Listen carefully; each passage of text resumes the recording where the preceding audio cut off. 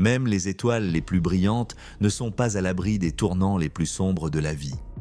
Des icônes d'Hollywood à la royauté, toutes victimes du destin. Découvrez les récits poignants de célébrités dont la vie a été interrompue par des terribles accidents de voiture, des histoires qui résonnent encore avec douleur et questions sans réponse.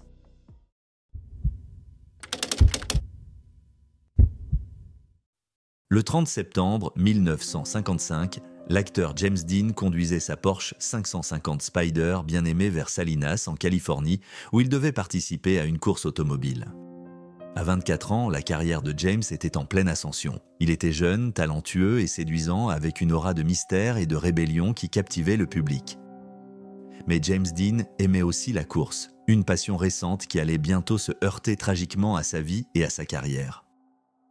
Né à Marion, dans l'Indiana, James Byron Dean grandit avec un esprit inquiet et une détermination à laisser son empreinte dans le monde. Il étudia le théâtre à l'UCLA et se distingua rapidement comme un talent remarquable. Les réalisateurs étaient attirés par son talent et son intensité, ce qui aboutit à sa performance révélatrice dans « À l'Est d'Éden » d'Elia Kazan. Il était l'un des acteurs les plus prometteurs de sa génération et aurait peut-être pu devenir l'un des plus grands acteurs du monde, mais c'était sans compter sur sa passion pour la vitesse et le danger. Fin septembre 1955, James Dean venait de terminer le tournage d'un film intitulé « Géant » et avait hâte de retourner dans le monde de la course automobile. Il rêvait apparemment de participer un jour à la célèbre course d'Indianapolis 500. Son succès financier récent grâce à l'Est d'Éden lui avait permis d'investir dans sa passion en achetant une moto Triumph Tiger et une Porsche 356 Speedster.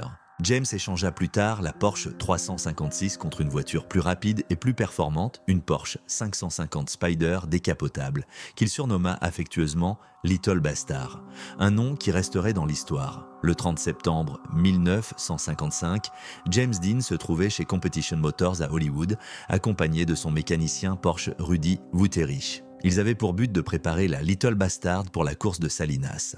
Au départ, Dean avait prévu de remorquer la Porsche derrière un break jusqu'à la course, mais Wutterich suggéra que Dean conduise la Spider jusqu'à Salinas pour s'habituer à sa nouvelle voiture. Après l'accord de Dean, Wutterich, Bill Hickman, un cascadeur de Warner Brothers, et le photographe Stanford H. Roth quittèrent Hollywood et se dirigèrent vers le nord sur la US Route 99, s'arrêtant brièvement pour faire le plein d'essence. Vers 15h30 ce jour-là, Dean fut arrêté par la police autoroutière de Californie au sud de Bakersfield, où il fut verbalisé pour excès de vitesse à 105 km/h dans une zone limitée à 90 km/h. Le groupe se dirigea ensuite vers l'ouest sur la SR 166 SR 33, en direction de Blackwell's Corner via un itinéraire bien connu des conducteurs de voitures de sport. Une fois là-bas, ils rencontrèrent d'autres pilotes et quittèrent Blackwell's Corner à 17h15 en direction de Salinas sur la US Route 466. Il était environ 17h45 et James Dean et Rudy Wutterich roulaient vers l'ouest. Leurs compagnons étaient loin derrière. L'incident se produisit près du carrefour de ce qui était alors connu sous le nom de US Route 466. Aujourd'hui la State Route 46 et de la State Route 41. Alors que James Dean roulait vers l'ouest, une autre voiture, une Ford Tudor de 1950 conduite par un jeune homme de 23 ans appelé Donald Turnipseed, venait de l'est.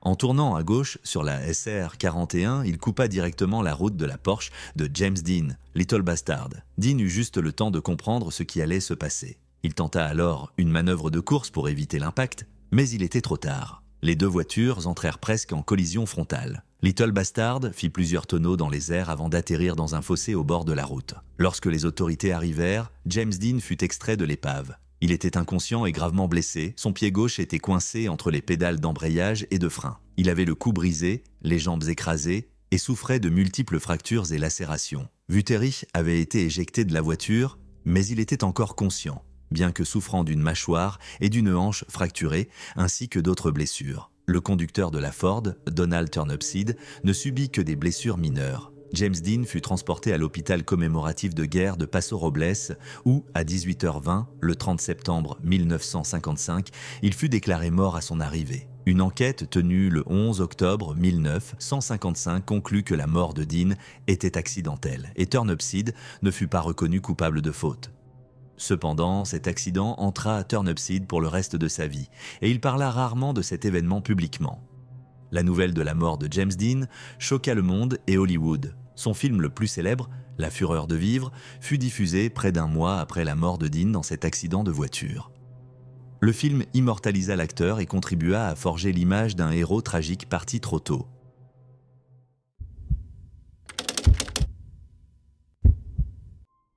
En juin 1967, la célébrité de Jayne Mansfield avait commencé à s'estomper, mais l'actrice restait connue pour son apparence de bombe sensuelle et sa volonté de jouer des rôles provoquants dans les films hollywoodiens. Jayne n'a jamais eu l'occasion de retrouver sa place sous les projecteurs. Le 29 juin 1967, l'actrice est décédée dans un tragique accident, un accident encore entouré de mystères. Réalité ou fiction, l'histoire de la mort de Jayne Mansfield est devenue le sujet de nombreuses légendes urbaines. Jayne Mansfield est née Vera Jane Palmer le 19 avril 1933 à Bryn Mawr, en Pennsylvanie. Elle avait toujours rêvé de devenir célèbre et son rêve est devenu réalité. À 17 ans, Jayne a épousé Paul Mansfield. Le couple a ensuite déménagé à Hollywood où Jayne a poursuivi sa carrière d'actrice.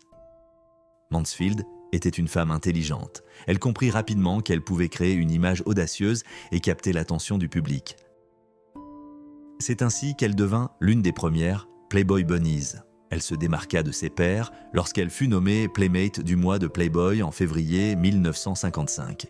Qu'il s'agisse d'exposer sa poitrine en public ou d'être la première actrice à être filmée nue à l'écran dans le film Promise en 1963, Mansfield était bien connue pour ses coups d'éclat provoquants. Elle avait une maison rose, plusieurs chihuahuas et une rivalité avec une autre bombe blonde d'Hollywood, Marilyn Monroe. Cependant, lorsque Monroe est décédée en 1962, Jayne Mansfield en fut profondément affectée. « Peut-être que je serai la prochaine », déclara-t-elle de manière inquiétante, une prédiction qui allait se révéler étrangement exacte. Il était minuit passé le 29 juin 1967. Jayne avait terminé une performance dans une boîte de nuit à Biloxi, dans le Mississippi, et entama un long trajet vers la Nouvelle-Orléans pour une apparition télévisée.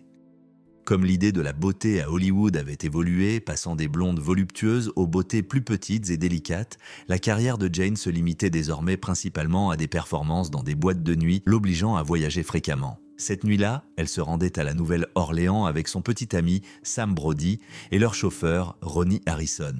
3 de ses enfants dormaient à l'arrière de la Buick Electra 225 de 1966. Les 4 chihuahuas de Jayne étaient également dans la voiture. Ils voyageaient le long de la route côtière, traversant des villes comme Biloxi, Gulfport et Pass Christian, profitant de l'air chaud d'une nuit d'été. Après avoir franchi le pont Henderson Point et le pont de la baie de Saint-Louis, ils firent une brève halte au White Kitchen, un célèbre restaurant ouvert 24 heures sur 24 près de la frontière entre le Mississippi et la Louisiane. Cependant, après cet arrêt, le voyage prit un tournant sombre sur la Highway 90. Une épaisse brume commença à se déposer sur les marais, obscurcissant la visibilité et rendant la route sinueuse encore plus dangereuse. Les choses devinrent encore plus dangereuses lorsque la Buick traversa les premières heures embrumées du matin à grande vitesse. Un camion anti-moustique avançait lentement, rendant la visibilité encore plus difficile. Son insecticide se mélangea à la brume naturelle, produisant un brouillard dense et aveuglant. Ainsi, Jayne, son petit ami Sam et leur chauffeur Ronnie ne virent pas le semi-remorque de 18 roues qui roulait lentement devant eux sur la route sinueuse et faiblement éclairée. La Buick, roulant à une vitesse estimée à 130 km/h, ne vit pas le camion à temps pour éviter la collision. L'impact fut catastrophique. La Buick percuta de plein fouet l'arrière du camion puis glissa en dessous. En conséquence, son toit fut arraché. L'avant de la Buick fut presque détruit. Jayne Mansfield, Sam Brody et Ronnie Harrison, tous les 3 assis à l'avant, furent tués sur le coup. Jayne Mansfield fut projetée hors du véhicule, son corps atterrissant sur le bas-côté de la route. Les rumeurs commencèrent presque immédiatement. Lorsque Jayne fut projetée de la voiture, sa perruque blonde resta accrochée au coin du pare-brise brisé. Des photographies de l'accident furent publiées dans les journaux et en voyant une masse de cheveux blonds, les gens commencèrent à spéculer que Jayne Mansfield avait été décapitée. Néanmoins, le coroner qui pratiqua l'autopsie déclara que bien que la tête de Jayne ait subi de graves traumatismes, y compris ce que l'on pourrait appeler un scalp, avec des portions de son crâne exposées, elle n'avait pas été tranchée. Mansfield, Brody et Harrison furent tous déclarés morts sur les lieux. La nature tragique et atroce de la mort de Jayne Mansfield inspira de nombreuses rumeurs et spéculations.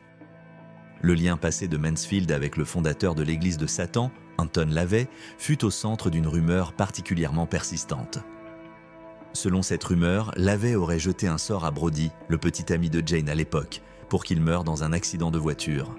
Cette légende prit encore plus d'ampleur lorsque le documentaire Mansfield 66-67 fut diffusé en 2017. L'accident eut un énorme impact sur la sécurité automobile. L'Administration nationale de la sécurité routière imposa l'installation de barres de protection sur les remorques des semi-remorques en raison de la façon dont la Buick avait glissé sous le camion, ce qui avait provoqué la blessure à la tête de Jane. Ces barres de sécurité conçues pour empêcher les véhicules de passer sous les remorques lors d'une collision arrière furent surnommées barres Mansfield en mémoire de l'actrice.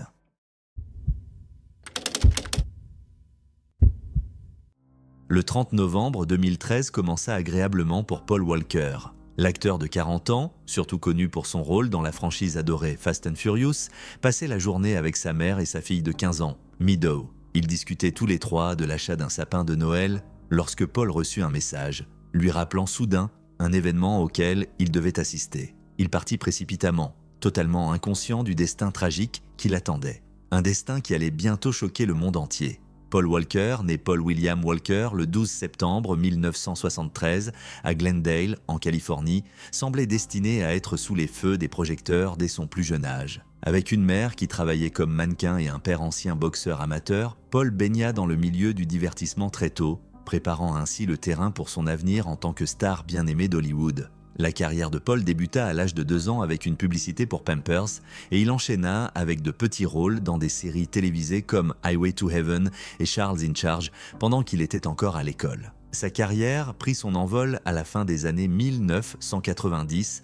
lorsqu'il apparut dans des films tels que Pleasantville et Elle est trop bien. Cependant, c'est son rôle de Brian O'Connor, un policier infiltré dans The Fast and the Furious, sorti en 2001, qui le propulsa vers la célébrité et établit sa place à Hollywood. Tout au long de sa carrière d'acteur, Paul Walker était connu pour sa passion pour les voitures et les courses, ainsi que pour son engagement dans des œuvres caritatives. C'est d'ailleurs une combinaison de ces trois passions qui conduisit à sa fin prématurée le 30 novembre 2013. Ce jour-là, il assista à un événement caritatif organisé par son association Reach Out Worldwide. L'événement se tenait dans un garage de voitures de haute performance appartenant à Paul et à son ami Roger Rodas, un ancien pilote de course qui gérait également les finances de Walker. Après l'événement, Paul et Roger décidèrent de faire un tour dans une Porsche Carrera GT de 2005, une voiture de sport à haute vitesse, réputée difficile à manier. Il était environ 15h30. Paul et Roger venaient de quitter l'événement. Roger était au volant et Paul était sur le siège passager. La Porsche roulait à une vitesse estimée à 160 km/h. C'est alors que Roger perdit le contrôle de la voiture. La Porsche heurta un trottoir, un arbre et un poteau électrique, puis percuta un autre arbre. Ensuite, elle prit feu. Les personnes présentes à l'événement caritatif, employés et amis, se précipitèrent vers les lieux mais furent confrontés à une vision dévastatrice. La voiture était en flammes et leurs tentatives de secourir Paul et Roger furent vaines. Le jeune fils de Roger assista également à cette scène catastrophique. Les deux hommes furent déclarés morts sur place. Paul Walker mourut des suites d'un mélange de blessures traumatiques, graves et de brûlures. Le département du shérif du comté de Los Angeles conclut finalement que la vitesse de la voiture et l'usure des pneus furent les principaux facteurs de l'accident. Leur enquête révéla que le véhicule roulait à une vitesse comprise entre 130 et 160 km/h au moment de la perte de contrôle et qu'aucune trace de drogue ou d'alcool n'avait été trouvée chez les deux hommes. Cet événement tragique provoqua un choc à Hollywood. Les fans et les collègues pleurèrent la perte de Paul Walker, un acteur apprécié et admiré de tous. La fille de Paul, Meadow, porta plainte contre Porsche pour mort injustifiée, affirmant que des défauts de conception dans la Carrera GT avaient causé la mort de son père. Alors que Porsche soutenait que la voiture avait été maltraitée et modifiée, les deux parties finirent par trouver un accord confidentiel en 2015. Paul Walker décéda alors qu'il tournait Furious 7, obligeant la production à s'arrêter pendant que les producteurs demandèrent à sa famille comment continuer. Son frère, Cody Walker, intervint pour aider à terminer les scènes restantes et des effets spéciaux en CGI furent utilisés pour rendre hommage à la mémoire de Walker à l'écran. La scène de l'accident à Santa Clarita devint un monument improvisé où des fans du monde entier laissèrent des fleurs, des lettres en mémoire de Paul. Bessie Smith, l'une des figures les plus influentes de l'ère du jazz, était une force redoutable. Surnommée l'impératrice du blues, elle était vénérée pour sa voix puissante et sa profondeur émotionnelle. Mais lorsque sa vie fut tragiquement écourtée dans un terrible accident de voiture, des rumeurs et des controverses autour de sa mort commencèrent à se répandre. Bessie Smith est née à Chattanooga, dans le Tennessee, le 15 avril 1894. Elle venait d'une famille très pauvre, orpheline dès son plus jeune âge avec ses 6 frères et sœurs. Ils durent se débrouiller seuls. C'est ainsi que Bessie commença à chanter et à danser dans les rues pour quelques sous. Elle était une chanteuse et danseuse talentueuse. Plus tard, elle rejoignit une troupe itinérante qui comptait parmi ses membres une autre légende du blues, Ma Rainey, qui aida Bessie à développer une personnalité scénique. Dans les années 1920, la carrière de Bessie prit son envol. Sa voix émotive captivait les foules. Elle signa un contrat avec Columbia Records en 1923 et devint la chanteuse de blues la plus populaire de son époque. Mais lorsque la Grande Dépression frappa les États-Unis, la popularité de Bessie commença à décliner. Elle se produisit alors dans des clubs et théâtres plus modestes à travers tout le pays, ce qui la poussa à voyager fréquemment. C'est au cours de l'un de ces voyages que la vie de Bessie Smith s'acheva brutalement. Le 26 septembre 1937, Bessie et son compagnon Richard Morgan roulaient sur la route 61 entre Memphis, Tennessee et Clarksdale, Mississippi. Il était presque 2 heures du matin. Richard était au volant. Devant eux se trouvait un camion qui avançait lentement. Richard tenta de le dépasser, mais il mal évalua la vitesse du camion. Cette erreur provoqua une collision latérale à grande vitesse. Le toit de leur véhicule fut arraché et Bessie, qui se trouvait sur le siège passager, subit des blessures terribles. Son bras droit fut presque sectionné au niveau du coude et elle souffrit de graves écrasements sur le côté droit de son corps. Richard Morgan en sortit indemne, mais Bessie gisait grièvement blessée au milieu de la route. C'est ainsi qu'un premier témoin, un chirurgien nommé Hugh Smith, la trouva. Il comprit immédiatement que Bessie avait besoin de soins médicaux d'urgence. Il la stabilisa du mieux qu'il put, enveloppant son bras blessé avec un mouchoir propre, pendant que son collègue appelait une ambulance.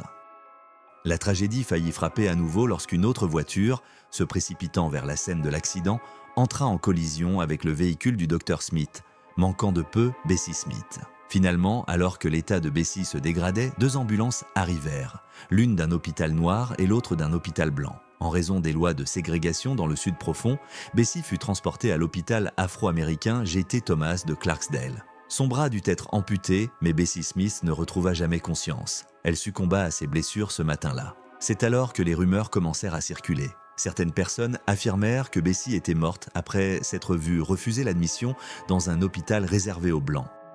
L'écrivain de jazz John Hammond perpétua ce mythe dans un article du magazine Downbeat en 1937, posant ainsi les bases de la pièce d'Edward Albee en 1959, La mort de Bessie Smith. Le docteur Hugh Smith, qui l'avait soigné sur place, rejeta cette affirmation, précisant qu'aucune ambulance dans cette région n'aurait envisagé de transporter un patient afro-américain vers un hôpital réservé aux Blancs à cette époque. Bessie Smith fut enterrée à Philadelphie le 4 octobre 1937. Des milliers de personnes vinrent rendre hommage à l'impératrice du blues. Malheureusement, sa tombe resta sans marqueur pendant des décennies. Pendant ces années, son mari séparé, Jack Gee, empêcha toute tentative d'ériger une pierre tombale. Ce n'est qu'en 1970 qu'une pierre fut enfin placée sur la tombe de Bessie, financée par la chanteuse Janis Joplin et Juanita Green, une amie de Bessie.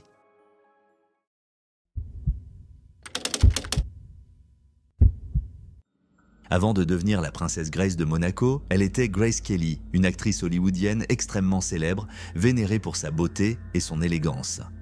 L'ascension de Grace, passant de star de Hollywood à royauté, fascinait le monde entier. Lorsque sa vie s'est tragiquement achevée le 14 septembre 1982, la planète entière a pleuré et attendu que les véritables détails de sa mort soient révélés.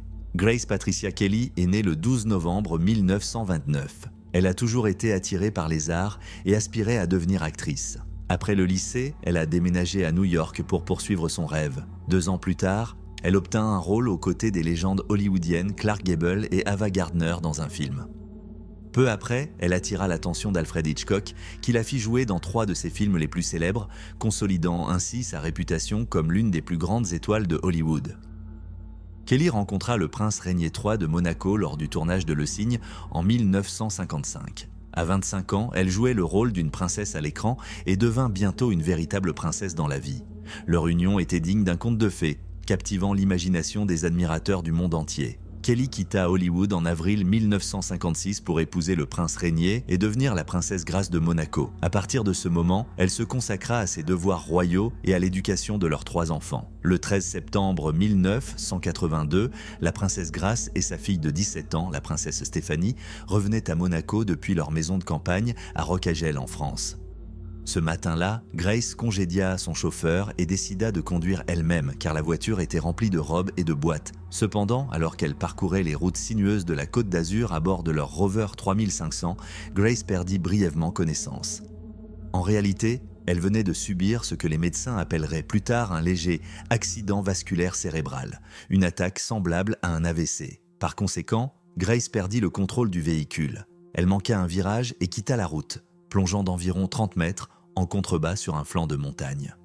La voiture fit plusieurs tonneaux dans les airs, percutant des branches de pin et des rochers avant d'atterrir dans le jardin d'une maison en contrebas. Stéphanie s'en sortit avec une légère fracture des vertèbres, mais les blessures de Grace étaient bien plus graves. Elle fut immédiatement transportée à l'hôpital et resta dans le coma pendant 24 heures avant d'être déclarée en état de mort cérébrale. Le 14 septembre, son époux, le prince Régnier III, prit la décision déchirante de la débrancher de l'assistance respiratoire. Après sa mort, certains ont affirmé que Stéphanie, qui était mineure et n'avait pas de permis, conduisait ce jour-là, ou que la mère et la fille se disputaient avant l'accident. Stéphanie a nié ces allégations, affirmant qu'elle ne bougeait pas et qu'elle avait simplement fui le véhicule par le côté du conducteur car la porte passager était complètement écrasée.